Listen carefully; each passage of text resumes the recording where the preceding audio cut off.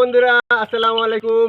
এবার দেখাবো আমি নতুন আর একটা গাছের চারপাশে ঘুরবো। এই গাছটা তুলে ফেলবো, কেন তুলে ফেলবো, কিসের জন্য তুলে ফেলবো বলছি আমি আস্তে আস্তে আপনাদের কাছে।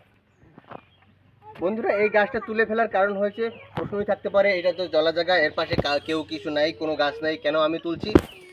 এই গাছটা তুলছি এই জন্য, আমি এখানে একটা নতুন প্রজেক্ট করব। কি প্রজেক্ট করব? এইখানে আমি নতুন একটা ঘর তুলবো লম্বা করে। এখানে আমি অনেকগুলো হাঁস পালবো আর মুরগি পালবো। মনে করেন যে হাঁসের খামার হবে, মুরগির খামার হবে, এখানে হবে মাছের খামার। দেখাও, ঘোরাও তো মাছের খামারটা দেখাও। এখানে আমার মাছের খামার ছিল, এই উপরে ঢাকনা ছিল, এখানে আমার পাঙ্গাস মাছের ঘের ছিল। আমি এখানে অনেক পাঙ্গাস মাছ একসময় উৎপাদন করেছিলাম। এই প্রজেক্টটা আমার নিজের হাতই করা ছিল। তা মনে করেন এখানে আবার এখন পরিত্যক্ত হয়ে আছে, মনে করেন অনেকদিন সংস্কার করা হয় না। এই চারপাশে ঘেরাও করে আমি এখানে মনে করেন যে আমি সুন্দর ঘর করে এখানে আবার মাছ চাষ হবে, এখানে হাঁসের খামার হবে।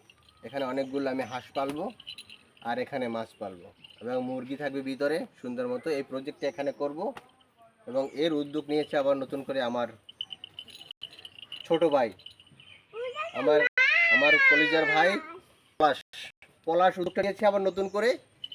আমার মাথায় ছিল না যে কি করব, কিন্তু ও হঠাৎ করে আবার বললো যে দাদা এখানে আপনি সব কিছু রেডি করেন, আমি এখানে নতুন করে একটা প্রজেক্ট করে দিতে চাই। সেই জন্য আমি সুন্দর মতো লেগে গেছি। এই সুন্দর মতো দেখুন, ময়লা ছিল, আবর্জনা ছিল, ওই যে গোল গাছ ছিল, গাছগুলো কেটে ফেলা হয়েছে। এখন মনে করেন যে আমি এই জায়গাটা খালি করে দিব এবং খালি করে দিয়ে মনে করেন যে এখানে ওর জায়গা সুন্দর